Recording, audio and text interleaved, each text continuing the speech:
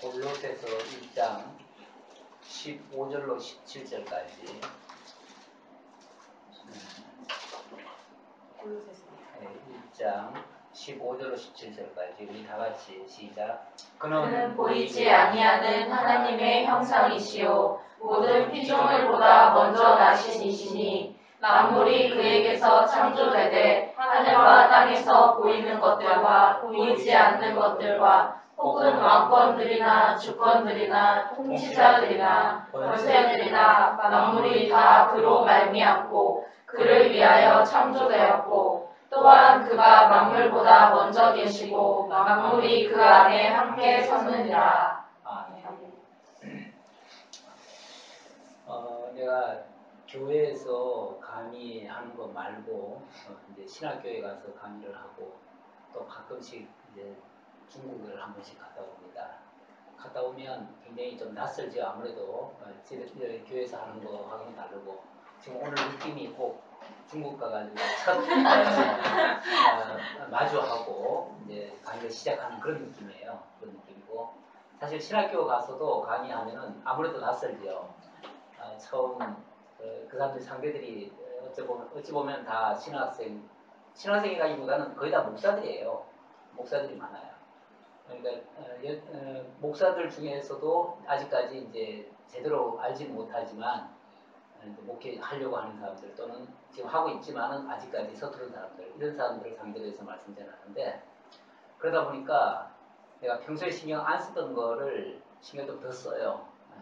준비도 아무래도 좀 더 하고 왜냐하면 자칫하면 또 꼬투리 잡힐 만한 말도 또 하면 안 되고 그리고 또 만약에 무슨 문제가 될 것 같으면 상대를 완전히 제압해야만 그 사람들이 복잡 못하지 어설프게 우리가 전해놓으면 그거 가지고 시비 걸고 아주 문제를 삼고 그러거든요. 가끔 이 신학교 강의하다가 목사들이 강의하다가 중간에 그만두고 나가는 경우가 있어요. 나가는 경우는 학생들이 태클 걸어서 그래요. 그래서 거부에 쉽게 말하면 거부를 해가지고 그래서 중간에 하다가 그 강사를 보내고 할 수 없이 바꾸고 이런 경우도 있어요. 그만큼 그 사람들이 벌써 머리가 상당히 높죠. 어느 정도는 수준이 좀 있고 그러다 보니까 내가 그만큼 준비를 많이 하는데 그런데 참 신기한 거는 처음에는 굉장히 어설퍼요. 나도. 왜냐하면 첫 대면이 나도 긴장을 좀 하죠. 아무래도 긴장하면서 시작을 하는데 하다 보면 나도 모르게 막 신이 나가지고 말씀을 거침없이 막 전한다고요.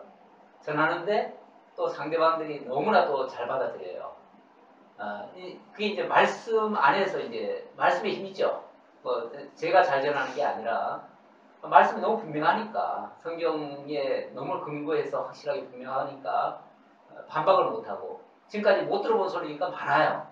사실 내가 전하고 나면은 생전 처음 들어봤다는 사람들도 많고 어떻게 그렇게도 이해가 되냐고 이렇게 오히려 반문하고 이런 사람들이 있어요. 있는데도 반항을 못해. 왜냐면 성경 맞으니까. 그게 이제 말씀에 대한 확신이고 근데 그런 걸 전하다 보면은 무슨 생각이 문득 드냐면은 내가 여기서 이렇게 신나게 힘있게 이렇게 전하는데 그래서 이분들은 그 말씀에 대해서 막 그렇게 정말 환영하고 받아들이는데 정작 우리 교회에서 이렇게 말씀에 대한 열정과 또 그렇게 그런 반응이 있는가라는 생각을 어떨 때는 할 때가 있어요. 그리고 또 한편으로는 내가 교회에서 이 정도의 열정을 가지고 내가 전하는가 그런 반문도 들어요. 그러니까 굉장히 거기서는 신학교에서는 왜냐하면 막 내가 우리 교회에서 사실 지금 요즘 칠판 잘 사용 안 해요. 안 하는데 왜 이제 잘 안 하냐면은 늘 안다고 생각해요. 내가 우리 교인들은 내가 하도 오랫동안 이제 해왔으니까 다 아는 얘기를 또 칠판을 또 하나 싶어요. 내가 할 때. 그러니까 맨날 썼던 거를 안 그러면 맨날 썼던 걸 또 쓰고 또 쓰고 하니까. 근데 이제 신학교에서는 선생님 처음 듣는 소리잖아요. 내가 어차피 처음 하는 거니까. 그러니까 계속 칠판을 사용하니까 이 칠판에 할 때의 힘이 사실은 많이 나요. 네. 전달력이 좋아요. 네. 그래서 그걸 활용을 하기나 해야 되겠는데 시청각 교육이라는 게 사실 필요는 한데 우리 교회 구조상 그리고 내가 또 아무래도 녹화를 조금 신경을 써요. 녹화를 쓰다 보니까 뭘 하려고 하다 보면은 자꾸 그게 벗어나거든. 범위에다 벗어나고. 그리고 그런 거에도 아무래도 내가 신경이 약간 쓰이다 보니까 그래서 그게 좀 자연스럽지 못해요. 뭘 하려고 하면은 일부러 드르륵 올렸다가 드르륵 떠내리고 뭐 이래야 되고 이제 그런 어떤 뭔가 좀 어설퍼요. 그래서 내가 귀찮아서 잘 안 하는데 올 작년에 하면서는 정말 그렇게 해야 되겠다. 우리 교회에서도 그렇게 열정을 가지고 좀 전해야 되겠다. 근데 사실 그런 기회가 별로 없잖아. 없는데 오늘 이렇게 중전회에서 마침 이런 기회를 마련해 줘서 나로서는 굉장히 반가워요. 이런 우리가 사실 가지고 있는 진리가 너무 귀해요. 밖에 나가보면 귀한 줄 알아요. 나도 뭐 하도 맨날 하던 거라 우리께 그렇게 귀한 줄 어떨 때는 잘 못 느껴요. 우리가 뭐 우월하다는 거야. 뭐가 특별하다는 거야. 특별하면 교회는 왜 이 모양이야. 이렇게 이제 반문을 스스로도 할 때가 있거든. 그런데 막상 밖에 나가서 말씀을 전해보면 너무나 상대방들이 모르고 있고 말씀에 대해서 그런데 우리가 알고 있는 진리는 너무 귀하고 확실하고 분명하고 정말 진리라고 할 수 있을 정도고 근데 이거를 정작 우리 교인들한테는 그렇게 힘있게 지금 못 전하고 있는 게 내가 늘 안타까웠단 말이에요. 그런데 어쨌든 청년회에서 이런 기회를 줘서 나로 하여금 한편으로는 내가 약간 부담감도 솔직은 있었지요. 왜냐하면 책을 하나 딱 던져주고 그리고 뭐 주제를 3개를 딱 줬어요. 주제를 주는데 그게 어떻게 연결되는지 주제가 3가지가 또 그걸 한꺼번에 어차피 한꺼번에 다 전하기는 힘들어요. 그래서 이걸 나눠서 전해야 되는데 어쨌든 그것을 이렇게 내포하고 있는 하나님의 말씀으로 나는 설명을 해야 되거든. 그걸 내가 뭐 어떤 이론적인 다른 걸로 전하는 게 아니고 또 책은 이렇게 날 보여줬지만은 그 책 가지고 내가 전하는 건 아니고 다만 거기서 뭘 얘기하려는 건지는 일단 보고 그리고 그것에 대한 성경적인 의미 분석을 해줘야 된단 말이에요. 해석을 해줘야 되니까 그래서 성경의 가장 그 주제와 맞는 내용을 내가 찾은 게 뭐냐면은 창세기 1장부터 3장이에요. 그래서 창세기 1장부터 3장 안에는 그 문제 준 그 3가지의 주제가 사실 다 담겨져 있어요. 그래서 처음에는 제1장은 창세기 1장은 하나님의 목적이라고 제가 말씀을 드리는데 하나님이 어떤 의도로 천지를 창조했는가 그거지요. 그 의도를 이제 먼저 살펴보겠다는 거고 그래서 그 내용에 보면은 그 내용에 들어가 보면 1장 1절로 25절에는 천지 창조 이야기가 나와요. 그 다음 26절로 27절은 인간 창조 28절로 31절은 하나님의 언약 이렇게 했는데 결국 인간 창조라고 하는 거는 27절에서 끝나요. 끝나고 그러니까 우리가 창세기 하지만 사실 창세기라는 거는 창세기 그러면은 천지 창조 이야기가 느껴지지만 실제 창조 이야기는 1장도 채 안 나가. 1장도 다 못 채워. 그러니까 창조 이야기는 그렇게 많은 분량이 아니고 그렇다면 그 창조 이야기가 주가 아니라는 거죠. 창조 이야기가 주가 아니고 그러면은 그 창조란 다른 무엇을 위한 선행 요건인 거죠. 그렇죠? 그래서 창조에다 초점을 맞추는 게 아니라 창조는 하나님의 의도가 어쨌든 있는데 그 의도가 오히려 더 중요하다는 거죠. 그게 바로 하나님의 언약이라는 거예요. 그래서 1장 28절로 31절에는 하나님의 언약에 대한 이야기가 나오고 그 이야기는 이 언약이라고 하는 거는 사실 여기서 끝나는 건 아니에요. 그러나 1장을 가지고 얘기하다 보니까 이제 여기까지 설명을 해놓은 거고 이 언약은 계속 이어져요. 이어지는데 어디까지 이어지냐면은 요한계시록까지 이어져요. 결국 이 언약에서부터 출발해가지고 요한계시록에 가면 이제 그 언약의 완료와 함께 또 새하늘과 새 땅이 나와요. 다시 말하면 창세기에서 처음 창조한 게 나오고 요한계시록에는 새하늘과 새 땅으로 이제 새로운 또 창조가 되는 거죠. 그 창조라고 표현을 하지만은 이 창조의 완성인 거지. 그러니까 그 완성. 그 완성이고 그것이 곧 하나님의 나라고, 처음 언약했던 그 하나님의 나라고, 그 하나님의 나라 안에 하나님의 백성들이 참여해서 하나님의 의로운 그런 나라로 만들어가는 거죠. 거기에 우리 인간을 뭘로 만들었냐면은 주인공으로 만들었어요. 그 하나님의 거대한 장대한 그 역사 속에 인간을 그 속에 주인공으로 만들어놨다는 거죠. 그래서 천지 창조에서도 보면은 제일 마지막에 창조한 게 뭐냐면 인간이에요. 인간.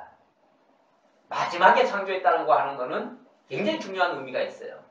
그리고 인간 창조할 때만 하나님이 특별한 말씀을 하셔요. 그거 조금 이따 설명을 다시 할게요.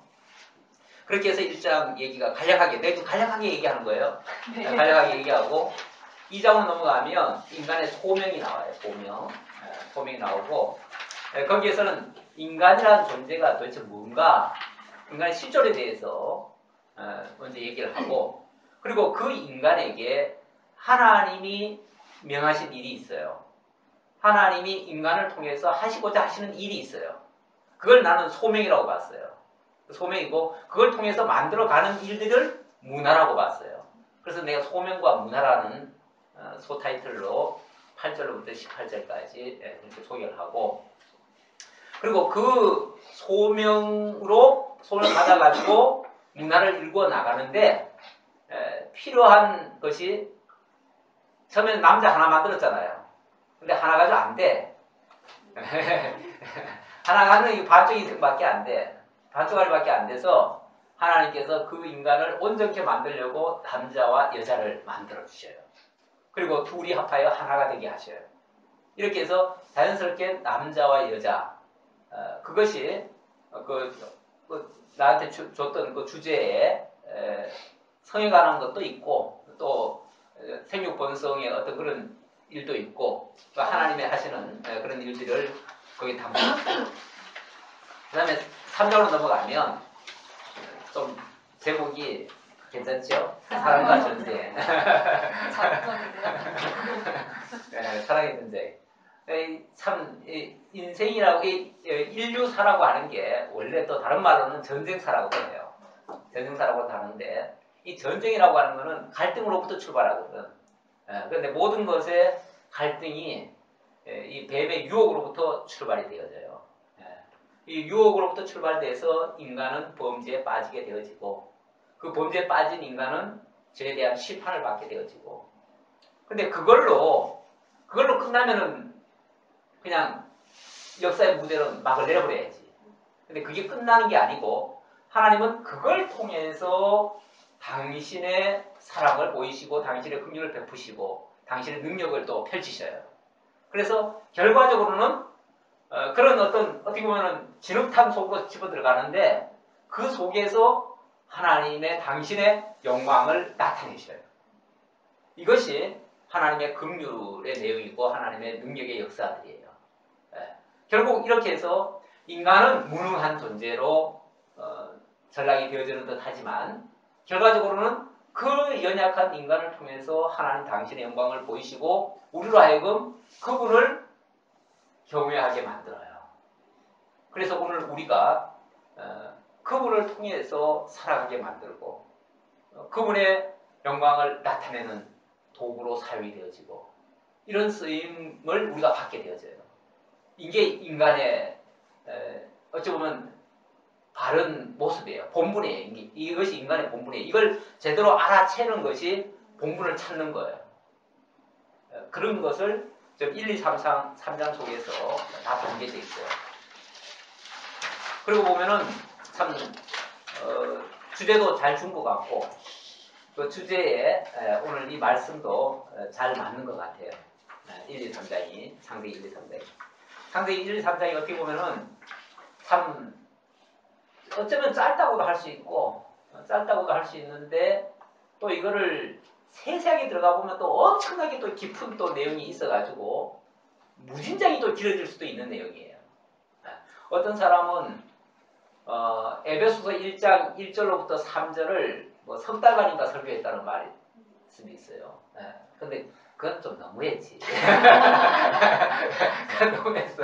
왜냐면 그 사람은 영에 팔아서 그냥 글자 하나하나 가지고 다 의미를 부여하고 거기다가 영적인 해석까지 다 덧붙여가지고 그렇게 길게 나가는데 우리는 그렇게까지는 갈 거 없어요. 그렇게까지 갈 건 없고 하나님의 분명한 의도, 그 인간이 왜 존재하는지, 천지 창조를 왜 했는지 이런 것들을 제대로 알고 아주 하나님의 큰 스케줄을 우리가 좀 살피면 거기서 알고자 하는 내용은 충분히 이해할 수 있을 거라 생각합니다. 그래서 오늘 이제 2시간 잡았는데 2시간을 제가 어떻게 잡았냐면 1장만 할까 합니다. 1장만. 네. 이제 전체를 이제 내가 아이만 내가 잡아준 거고 1장만 하는데 뭐 오늘 제대로 못하면 그냥 다음에 또 하는 걸로 하고 어쨌든 질문하는 시간을 한 10분에서 20분. 뭐 그거야 뭐 상관없죠. 예, 그렇게 하고.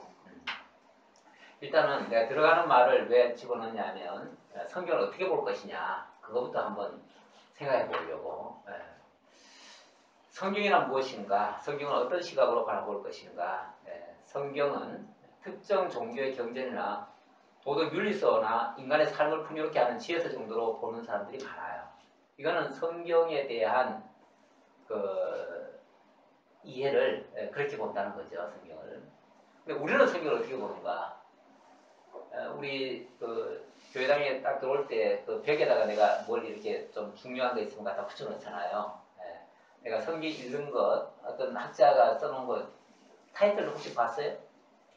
봤는데 기억이.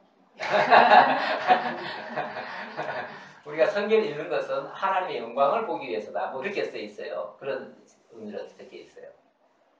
우리가 성경을 본다고 하는 것은 하나님이 어떤 분인가를 알기 위해서예요.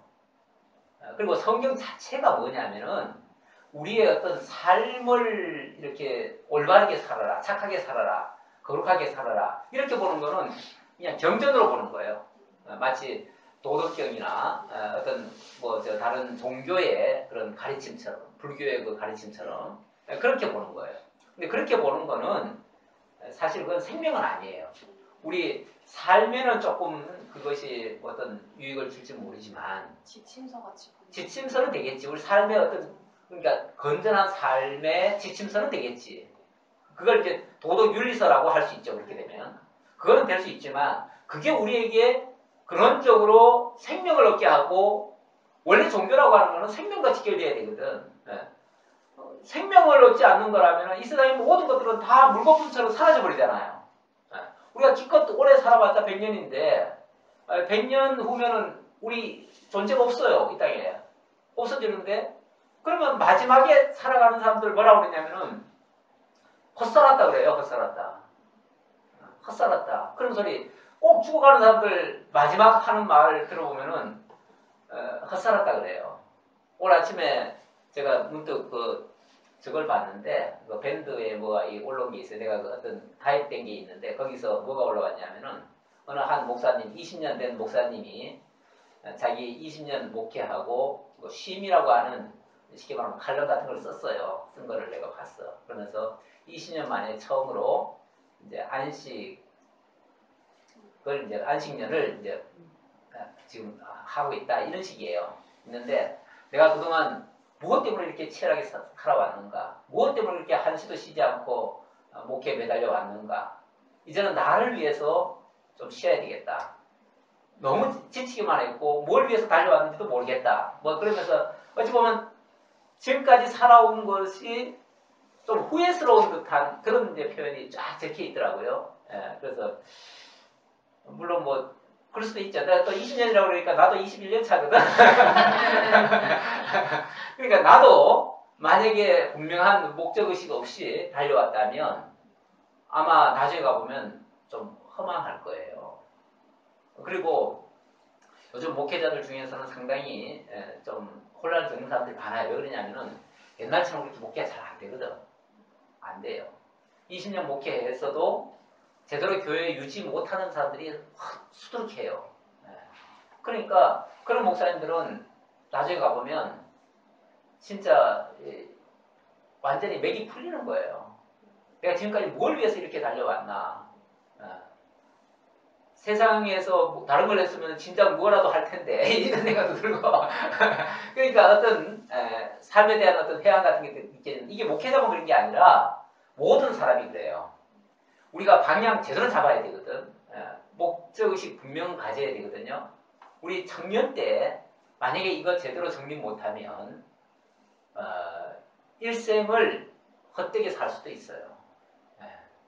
그래서 청년 시절 나는 그 전도서를 좀 읽어보라고 권하고 싶어요. 전도서에 보면 첫마디가 헛되고 헛되며 헛되고 헛되니 모든 것이 헛되다 그렇게 나와요. 사실 솔로몬은 제일 잘 살아본 사람이거든. 이 세상에서 최고로 영광을 누리고 영화를 누렸던 사람인데 그 사람 입에서 뭐라 그랬냐면은 다 살아본 결과 헛되고 헛되더라 이렇게 얘기해요. 그러니까 어느 인생인들 마지막에 가면 헛되지 않다고 할 사람은 하나도 없다는 얘기예요. 결론적으로 말하면. 그러면서 끝에 가서 결론을 뭐라고 되었냐면 그러니까 하나님을 알라 그렇게 나와요. 하나님을 알지 못한다면 인생은 다 헛방이다. 헛된 삶이었다. 그래서 하나님을 아는 것이 인생의 본분이다 이렇게 나와요. 그래서 우리가 하나님을 알아야 되는데 이 성경이라고 하는 것은 이 하나님은 우리가 알고 싶어서 아는 게 아니에요. 우리가 노력한다고 알아지는 게 아니고 어디 가서 특별히 뭘 한다고 해서 알아지는 게 아니에요. 그야말로 하나님이 우리에게 다가와줘야 돼요. 우리에게 보여줘야 돼요. 당신을 알려줘야 돼요. 알려줘야 되는데 그걸 뭐라고 그러냐면 계시라고 해요. 계시. 이 계시라고 하는 말은 원어는 발가벗다라는 뜻이에요. 당신의 실체를 다 보여주기 위해서 당신의 A부터 Z까지를 다 공개한 거예요. 공개. 당신의 그냥 속까지 다 보여준 거예요. 그러니까 하나님의 속까지 다 보여줘 버렸어. 우리한테. 그걸 뭐라고 그러냐면 하나님의 계시서다 그래요. 근데 그것이 바로 성경이에요. 그래서 성경에는요. 어떤 사람들은 만약에 윤리 도덕책이라면은 좋은 말만 써 있어야죠. 그렇죠? 좋은 말만 써 있어야 돼요. 네. 그러니까 부정적인 얘기는 하나도 쓰면 안 돼. 혹시 믿음의 사람들 잘못한 거 있어도 그런 건 쓰면 안 돼. 원래 윤리사라면은 그렇잖아요. 왜냐하면 남에게 좋은 소리를 해줘야 되니까. 그런데 우리 성경에는 어때요? 천하 인간의 어느 인간도 제대로 박힌 인간이 하나도 없다는 걸 보여주고 있어요. 현실적인 굉장히. 네. 그러니까 우리가 알기에 정말 참 믿음의 대선배인 아브라함, 이삭, 야곱, 다윗, 솔로몬 할 것 없이 전부 다 정말 따지고 보면요. 요즘 청문회에 나오면 전부 다 낙마할 사람들이야. 얼마나 못된 짓 한지 몰라요. 그런 사람을 하나님께서 당신의 사람으로 만들어 간다는 얘기거든요. 그러니까 결국 어찌 보면 인간의 그 장점이 드러난 게 아니고 인간은 한마디로 별걸로 없다는 것을 보여주고 있고 당신의 영광을 보여주고 있어요. 그러니까 그렇게 어떻게 보면 부정적인 것까지도 다 기록을 해놓은 이유는 당신을 나타내기 위해서 그래요. 당신이 하신다는 걸 알게 하기 위해서. 그래서 당신만을 알려주려는 것이 성경의 본 의도예요. 그래서 이걸 뭐라고 그러냐면 하나님의 특별 계시다 그렇게 얘기를 해요. 그래서 우리가 이 성경을 통해서 하나님을 만나야 돼요. 이 성경을 통해서 하나님을 깨달아야 되고 그리고 그 하나님이 하시는 일을 알아야 되고 그 하나님이 하시는 일을 통해서 그 일을 수행하러 오신 분이 누구냐면 그리스도거든요. 그래서 그 그리스도를 바로 내가 할 수 없는 그 모든 것을 다 이루시고 하나님을 만나게 하시고 하나님으로 말미암아 새로운 삶을 살게 하시는 그분이 바로 나의 구주가 되시는 거예요. 그래서 그분을 우리가 믿고 따라가면서 살아가는 그런 삶을 살게 하는 거예요. 그러니까 윤리도덕이라고 하는 건 아주 저만큼 그렇다고 해서 윤리도덕이 없는가? 그건 아니에요. 우리가 주님을 당연히 따라가면은 그의 거룩함 쪽으로 가게 되잖아요. 그러니까 그거는 윤리도덕이라고 하는 거는 따라오는 것들이에요. 부차적으로. 그렇게 되어지면 우리 속사람이 변화되어지고 하나님의 속성을 닮아가게 되어지고 그렇게 되어지는 거죠. 이 우리 창세기의 내용을 제가 조금 언급한 이유는요. 첫 단추부터 제대로 깨자는 얘기예요. 성경을 제대로 보려면은 성경에 흐르고 있는 중심을 제대로 이해를 해야 돼요. 성경이 사실 굉장히 방대한 양이에요. 이게 지금 이 아주 아마 종이 중에서는 제일 얇은 종일 거예요. 우리 모든 책 중에서 제일 얇은 종이로 만들어졌고 또 제일 고급이에요. 이게 제일 얇고 고급이고, 왜냐면 얇으면서도 뒤가 잘 안 비치는 그런 종이거든요. 그런 종이에다가 글씨를 잘게 해가지고 넣었기 때문에 이 정도에 이게 다 들어갔지. 만약에 옛날 두꺼운 책이라든지 두꺼운 종이라든지 일반 책 종이라면요 아마 이 정도 두꺼워졌을 거고요. 뭐 옛날 같으면은 뭐 이게 이 성경이라는 게 아마 창고에다가 크게 창고 지어가지고 넣어놔야 될 정도의 그 정도의 방대한 양이에요. 얼마나 많은지 몰라요.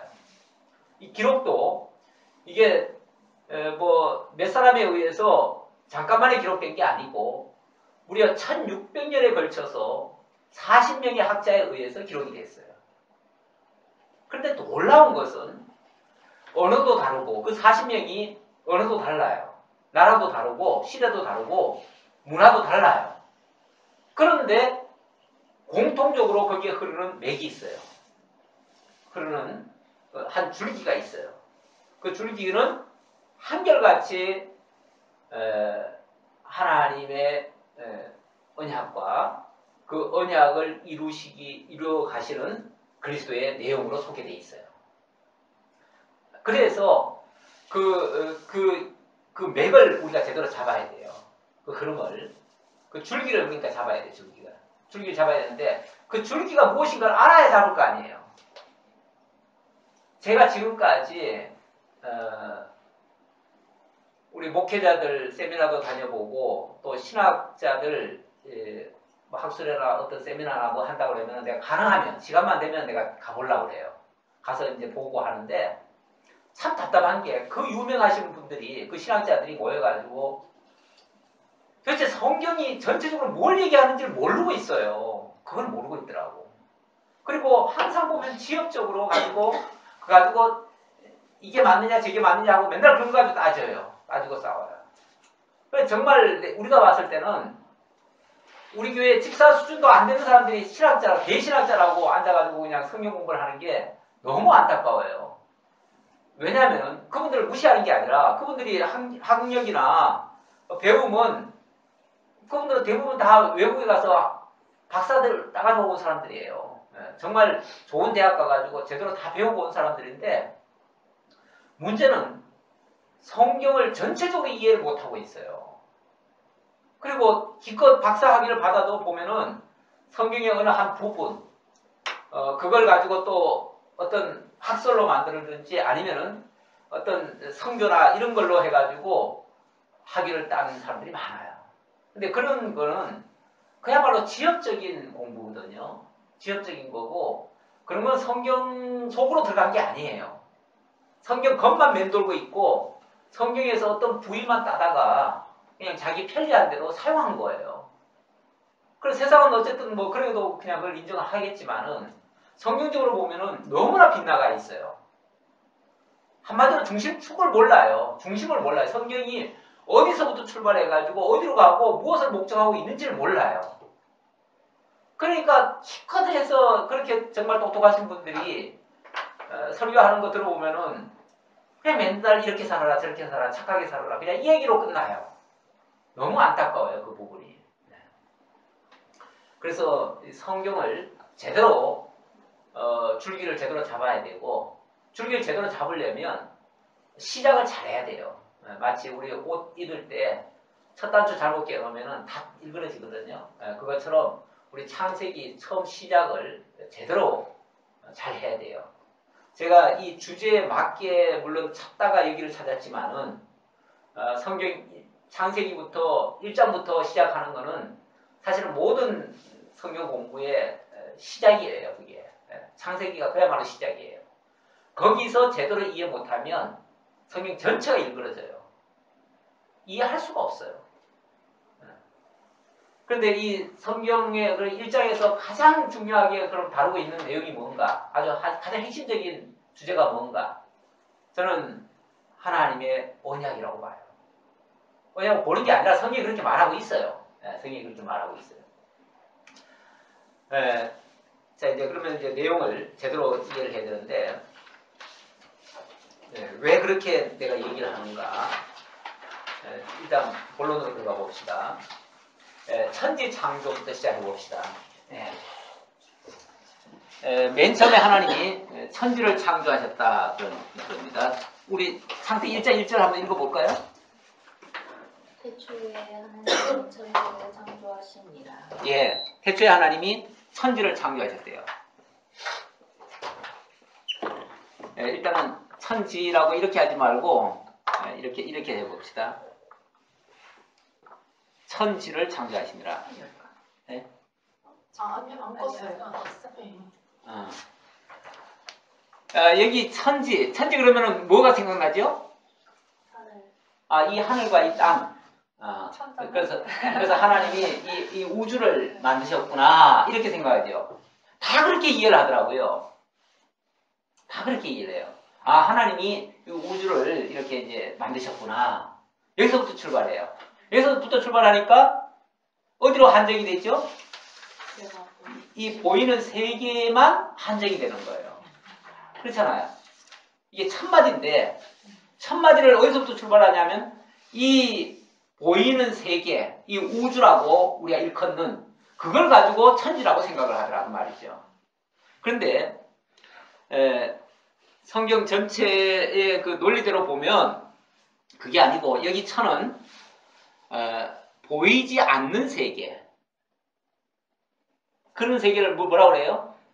제가 아까 왜 골로새서 1장을 그 읽자고 했냐면 골로새서 1장에 무슨 말이 나와요? 보이지 아니하는 하나님의 형상이시요. 예, 또 모든 피조물보다 먼저 나신 이시니. 예.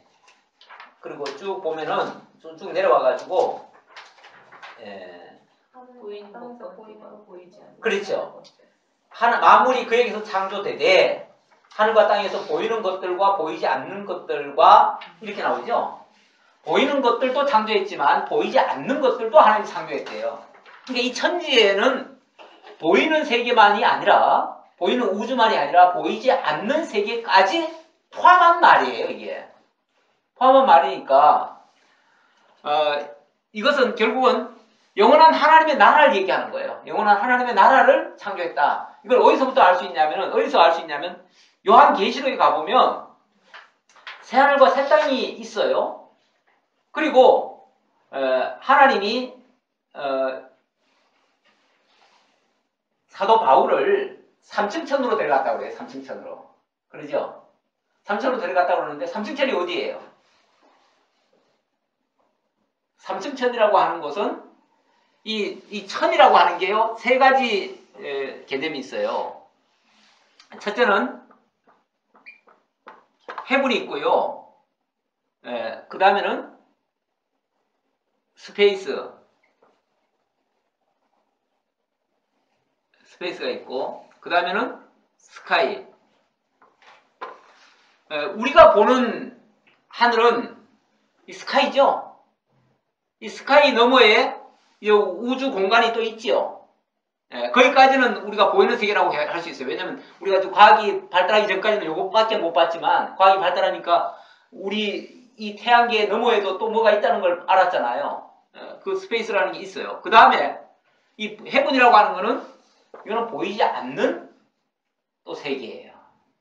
이게 이제 하나님의 세계예요. 하나님의 세계인데 이것까지 포함된 얘기예요. 그러니까 이게 1층 천이고 쉽게 말하면 1층 천, 이게 2층 천이고 이게 3층 천이에요. 사도 바울이 내가 말할 수 없는 그곳에 자기가 끌려 올라갔대요. 그래서 거기서 정말 말로 표현할 수 없는 것을 다 봤대요. 그걸 뭐라고 표현을 할 수가 없어요. 왜냐면 말로 할 수 없는 상황에, 왜냐면 이 땅에서는 볼 수 없는 걸 봤으니까.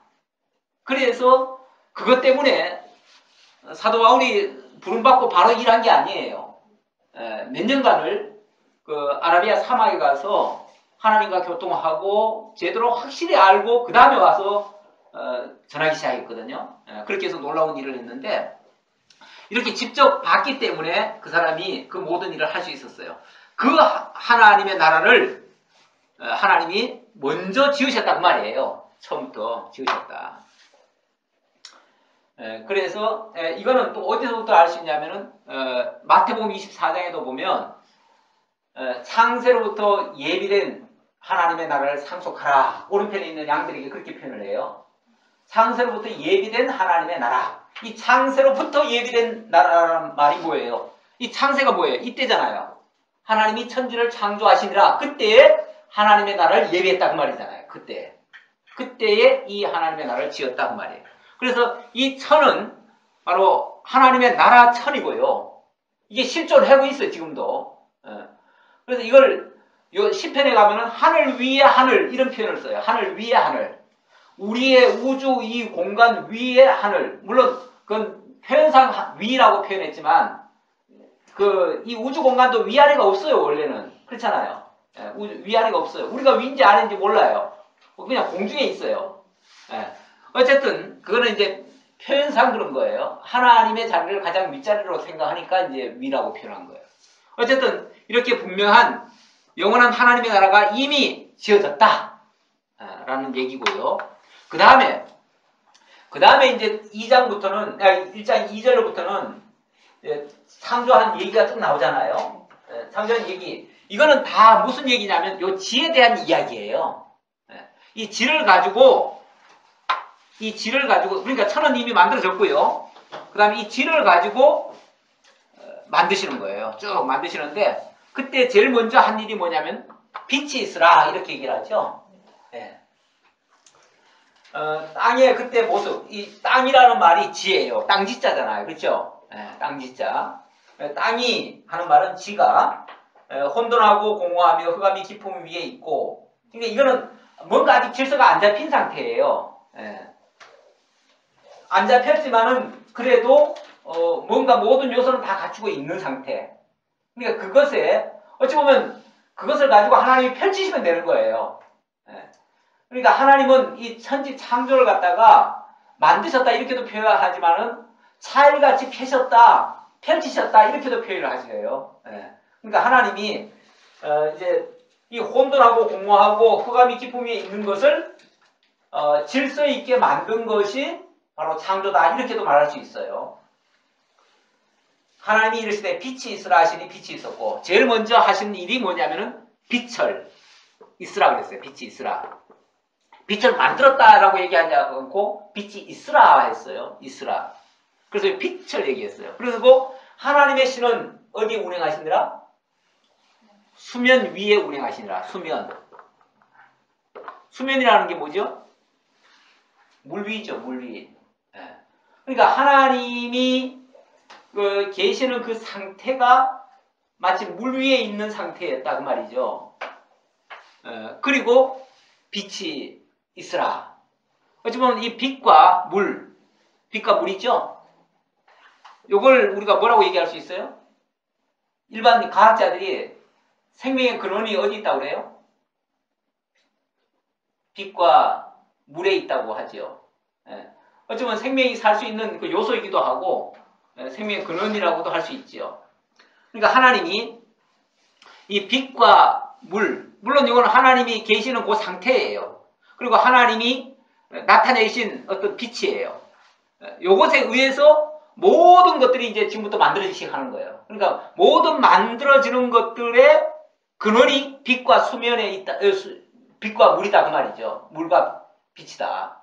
여기서부터 모든 삼라만상이 이제 만들어진다는 거예요. 나중에 보면 요거는 이제 하나님 창조하실 때의 모습이고 나중에 하나님의 역사를 이루기 위해서 하나님의 구원의 역사를 이루기 위해서 그리스도를 보내십니다. 그리스도를 보내실 때 요한 사도가 뭐라고 그리스도를 소개하냐면 참빛 이렇게 얘기해요. 참빛이 우리 가운데 오셨다. 근데 어둠이 그 빛을 잘 모르더라. 이렇게 표현을 해요. 그리고 참빛으로 오신 그 예수, 그러니까 그리스도를 참빛이라고 지금 표현한 거예요. 그리고 그 빛이 오셔가지고 하시는 일이 뭐냐면은, 예, 목마른 자들은 내게 오라. 내가 너에게 생수를 주리라. 예, 그러면서 생수로 그들을 살리실 것을 얘기를 하셔요. 그러니까 죽었던 자를 살리는 일, 이걸 이제 구원이라고 얘기를 하는데, 그 구원의 역사를 뭘로 하시냐면 참빛이 생수를 통해서 이루신다는 거예요. 그러니까 처음에 벌써 하나님이 이 빛과 수면으로 모든 것을 창조하셨듯이 참빛으로 오시는 그리스도가 이 생명수로 우리를 살리신다는 거예요. 그러니까 이 여기서 이제 빛과 물이라고 하는 것은 바로 생명의 근원을 얘기하는 것이고, 그 근원에 의해서 모든 것이 만들어진다라는 걸 강조하기 위해서 제가 하는 표현이에요. 물론 하나는 이제 이렇게 이게 일종의 이것이 이제 장차 그리스도를 통해서 구원하실 것에 대한 한 예표적인 이야기죠. 모형과 그림자적인 이야기죠. 그래놓고 자 천지창조 얘기 쭉 하다가 자 태양은 언제 만들어져요? 태양, 달, 별 이걸 우리가 통틀어서 우리가 우주라고 얘기하잖아요. 지금 이 우주, 이 지구 말고 지구 포함한 얘기겠죠. 포함한 얘기. 지금 우주, 지구, 달 뭐 이런 것들을 만드는 거는요. 넷째 날에 만들어요. 넷째 날에 만드는데 셋째 날에 식물이 자랍니다. 식물이 먼저 만들어놔요. 그러면 식물이 햇빛이 없는데 존재해요, 안 존재해요? 존재할 수 없죠. 근데 어떻게 그게 가능하죠? 그래서 이걸 어떤 사람들은요, 이걸 과학적으로 성경을 해석하려고 하시는 분들은 성경이 이게 논리적으로 안 맞다. 비과학적이다. 이렇게 얘기하는 사람들도 있어요. 그런데 식물이 태양에 의해서 자랍니까? 흙, 물에 의해서 자랍니까? 그러면 그런 거 만들어지기 전에는요. 쉽게 말하면 지구가 만들어지기 전에 또는 태양이 만들어지기 전에 이런 거는 있을 수가 없죠. 그래서 사람들이 이게 과학을 믿다가는 성경을 못 믿어요. 근데 엄밀하게 말하면은 아까 그랬잖아요. 빛이 언제 있었다고요? 빛은 첫날에 벌써 있었어요. 첫날에 있었어요. 있었는데 이 태양은 넷째 날에 만들어졌어요. 사람들은 저 태양을 갖다가 자꾸 빛이라고 생각하는데 태양은 빛이 아니고 빛을 나타내는 어떤 물질이죠. 저 달이라고 하는 건 원래 빛을 안 내죠. 태양의 빛을 받아서 이렇게 반사체죠. 반사체. 그리고 태양은 그걸 이제 발광체라고 그러죠. 발광체인데 사실 발광체라고 하는 거는 이것도 발광체잖아요.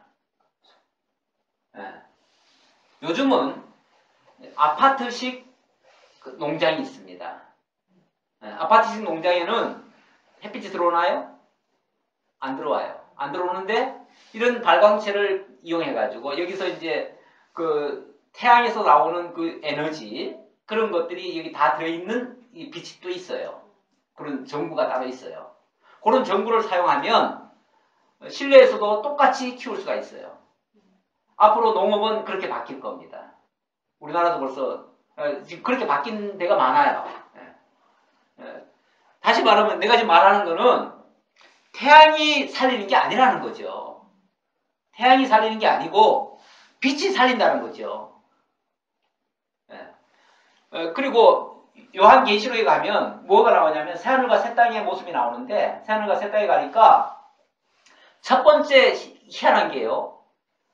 요한 사도가 딱 봤더니 그건 태양이 없더래.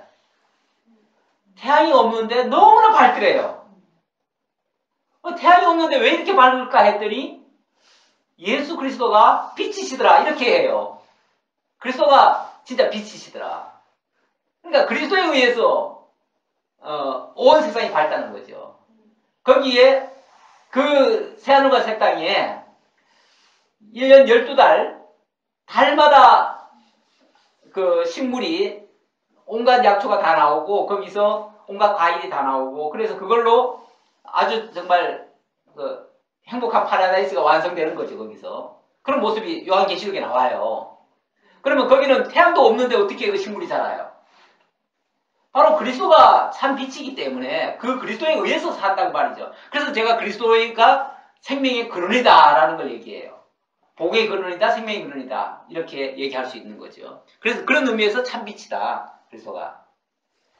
자, 그 얘기를 잠깐 좀 하고요. 자, 이렇게 해서 27절까지 이제 27절까지가 아니라 25절까지인가요? 예, 27절까지.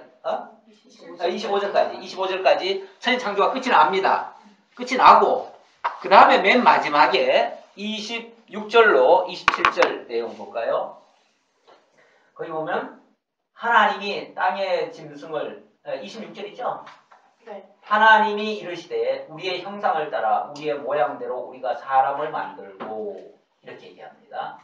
그들로 바다의 물고기와 하늘의 새와 가축과 온 땅과 땅에 기는 모든 것을 다스리게 하자 하시고 하나님이 자기 형상 곧 하나님의 형상대로 사람을 창조하시되 남자와 여자를 창조하시고 예. 이게 이제 하나님이 인간 창조하시는 내용입니다. 인간 창조하시는데 다른 모든 삼라만상을 다 만들어 놓고 맨 마지막에 인간을 만들었어요. 그러면 인간이 순서적으로 제일 꼴찌죠. 다른 것들이 다 조상이야. 다 선배야. 그러면 마땅히 후배가 선배 모시고 살아야 되나? 그러면 삼라만상을 우리가 다 섬기고 살아야 되나? 오히려 더 반대로 다른 모든 것들이 인간을 위해서 미리 준비해 놓은 거죠. 그렇죠? 원래 가장 중요한 거는요, 맨 마지막에 등장하는 거예요. 그래서 가끔 그 권위주의적인 사람들은요, 미리 다 준비하게 하고 마지막에 짠 하고 나타나죠. 원래 강사 목사님도 여기 바로 오면 안 돼. 제일 먼저 오면 안 돼. 여러분들이 다 세팅해놓고 나는 이제 짜자잔 하고 딱 등장해가지고 그래서 할렐루야 하고 그리고 시작해야 돼. 그래야 되는데 저는 제가 제일 먼저 왔어요. 자랑하려는 게 아니라 우리 하나님은 가장 중요한 인간을 가장 나중에 만드셨어요. 그 말은 역으로 말하면 하나님이 인간에게다가 복수를 맞추고 있다 그 말이죠. 인간이 가장 중요한 존재이고 그래서 다른 것들을 만들 때는 어떻게 했어요? 하나님이 뭐 있으라 그냥 말씀 한마디로 그냥 만드셨어요. 그냥. 그런데 인간은 어떻게 해요? 인간은 그렇게 안 만들어요. 거기에는 굉장한 의미를 부여해요. 그럼 할 때 보세요. 하나님이 이르시되 우리의 형상을 따라 우리의 모양대로 우리가 사람을 만들고 우리의 형상 따라 우리의 모양대로 이것 때문에 이제 뭐 하나님의 모양 우리가 하나님처럼 닮았다. 그래서 하나님을 그릴 때 인간의 모습을 그리죠. 인간의 할아버지. 왜냐면 오래되셨으니까. 그래서 하나님 모습을 보통 그릴 때 보면은 노인, 노파, 아주 그냥 머리 하얀 할아버지 이렇게 그리기도 하는데 그렇게 생각하면 안 돼요. 우리 하나님은 우리 같은 얼굴의 모양은 아니에요. 물론 뭐 그 얼굴을 우리가 본 적이 없으니까 딱 뭐라고 단정은 못하지만은 지금 여기서 말하는 거는 외형을 얘기하는 게 아니에요. 그분의 속성이나 그분의 어떤 그 의지적인 면이라든지 그분의 성품이라든지 이런 것들을 닮아가도록 했다는 거죠. 왜 그럴까요? 왜 그렇게 했을까요? 사실 여기에 대한 근원적인 걸 찾으려면은 이제 에베소 1장 3절 이하에 나옵니다. 제가 그거는 이제 다음에 또 보려고 사실은 아껴놨는데 에베소 1장 3절 이하에 보면 하나님의 창세전 그리스도 안에서 요거는 무슨 얘기냐면은 지금 우리 천지 창조 얘기하고 있잖아요. 그 창조 이전에 그 말이에요. 그 이전에 하나님이 그리스도 안에서라는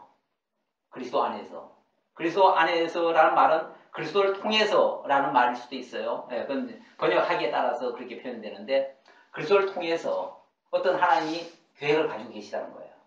그러니까 이거는 창조 전 상태이기 때문에 하나님의 계획 상태를 얘기하는 거예요. 하나님의 계획 상태. 본래 존재하던 거는 하나님 한 분밖에 없어요. 하나님 외에는 존재하던 것이 없어요. 하나님 홀로 존재하셨어요. 자존하셨어요. 그래서 하나님은 출애굽기 3장에 보면 하나님이 이런 말씀하세요. 나는 스스로 있는 자니라. 이렇게 얘기해요. 나는 스스로 있는 자니라. 스스로 있는 자라는 말이 홀로 계시는 분이라는 얘기잖아요. 제가 지난번에 저희 가서도 그 얘기 잠깐 했는데, 야외에 가서도 그 얘기했는데, 원래 스스로 있는 자라는 것은요, 하나님 외에는 없습니다. 근데 사람들은 자꾸 저 산은 원래부터 있었다. 저 하늘은 원래부터 있었다. 그래서 그런 것들을 향해서 뭐라고 표현해요? 네, 자연이다. 그렇게 얘기해요. 그러면서 뭐라고 그러냐면 자연은 위대하다. 자연은 아름답다. 그러면서 자연을 자꾸 칭송을 해요. 스스로 그러하다라는 말이 자연인데, 원래 그대로 있었다. 그 말이거든요. 원래 그대로 있는 건 없어요. 그건 하나님밖에 없어요. 하나님만이 스스로 자존하시는 하나님이시고, 하나님 외의 모든 것들은 하나님에 의해서 만들어진 피조물이에요. 이거는 명백합니다. 이거는. 네, 명백해요. 그러니까 하나님이 아름답게 만들 수는 있어요. 하나님이 위대하게 만들 수는 있어요. 그래서 하나님의 솜씨가 정말 위대하다. 하나님 이렇게 만드는 거 보니까 하나님의 솜씨가 너무나 위대하다. 이렇게 얘기해야지. 자연이 위대하다 그러면 하나님을 쏙 빼버린 거예요. 주어가 빠진 거예요. 주어가 빠지면은 우리는 엉뚱한 걸 지금 숭상하는 꼴이 돼버려요. 그래서 근원을 제대로 알아야 되는데, 하나님이 다른 모든 것들, 그런 것들을 그렇게 위대하게 만들었다면 그 나중에 만든 인간은 얼마나 더 위대하겠어요. 그렇잖아요. 근데 그 인간을 하나님이 창세전에 그리스도 안에서 설계하실 때 하나님이 사랑의 대상으로 삼기로 했다. 이렇게 표현이 나와요. 그 인간을 하나님 왜 그렇게 만드셨냐 하면 앞으로 당신하고 살고 싶어가지고, 당신의 사랑의 대상으로 삼고 싶어가지고, 영원히 당신이 살고 있는 그곳에, 당신 혼자 외롭잖아요. 그렇죠? 외롭잖아. 하나님이 아담 지어놓고 나중에 뭐라고 그랬냐면은 홀로 사는 것이, 독차하는 것이 보기에 좋지 못하니, 그렇게 얘기를 하셔요. 혼자 사는 거는 좋지 않아요. 그래서 어떤 소설가도 그렇게 썼더라고요. 혼자 살면 무슨 재미인겨. 혼자 사는 거는 별 의미가 없다는 거죠. 옳은 게 아니라는 거죠. 그러니까 하나님도 당신이 좋아하고 당신이 사랑하는 그 대상을 만들기를 원하셨던 거예요. 그게 바로 인간이라는 거예요. 그러다 보니까 그 인간은 당신이 원하는 인간이어야 돼요. 그러니까 당신의 모양대로, 당신의 형상대로, 당신의 품성을 담게 하고, 당신의 생각을 갖게 하고, 당신을 바라보게 만들고, 이렇게 만들었다는 거죠. 그러니까 인간을 만들 때는 다른 어떤 동식물과 또 달라요. 자꾸 사람들을 과학적인 사고로 생각하면, 생각하면은 뭐예요? 모든 게 다 뭐예요? 똑같잖아요. 왜냐하면 뭐가 변해가지고 자꾸 이렇게 해가지고 고둥진화해가지고 여기까지 온 거 아니에요? 인간이 된 거 아니에요? 그러니까 이 인간의 원시조는 이거잖아요. 그러니까 이런 동식물과 인간이 뭐가 달라요? 똑같지? 변한 것 뿐이지. 뭐 더 귀하게 여길 게 있냐고요. 그렇게 생각하면 정말 이거는 너무 인간을 하찮게 여기는 거야. 결과적으로 말해요. 그러면 인간이 결국은 원숭이였고 또 파충류였고 거슬러 올라가면 정말 미물이었잖아요. 인간을 왜 그렇게 하대를 해? 하나님이 이렇게 귀하게 만들었다는데 그렇게 해석하는 게 얼마나 빗나가는 해석이냐 말이죠. 그렇게 되어지면 인간 귀할 게 없으니까 죽으면 어때? 그렇잖아요. 아니 뭐 필요할 때 써먹고 내버리면 또 어때? 생명 소중한 거 아니에요. 그러면 소중할 것도 하나도 없어. 생명 소중이라는 의미 자체가 없어져 버려요. 그러니까 정말 하나님을 인정하지 않는다면 인간 아무것도 아닌 존재예요. 그냥 뭐 다른 동식물과 똑같은데 뭐 자연의 일부라고 이해하는데 뭐 그러면은 별거 아니지 뭐 그냥 버리면 쓰다가 필요하면 쓰고 필요 없으면 또 내버리면 그만이지. 그렇게 생각하는 거는 정말 몰라도 너무 모르는 거죠. 무지에 아주 소치죠. 하나님은 분명히 이렇게 달리 만들었어요. 달리 만드는 이유는 뭐 때문에요? 예, 바로 하나님이 영원히 함께 해야 할 당신의 사랑의 대상이기 때문에 그렇다. 그러려면 어떻게 해야 돼요? 예, 우리 가서 시간이 좀 됐죠? 조금 쉬었다 할까요? 네, 조금 쉬었다 합시다.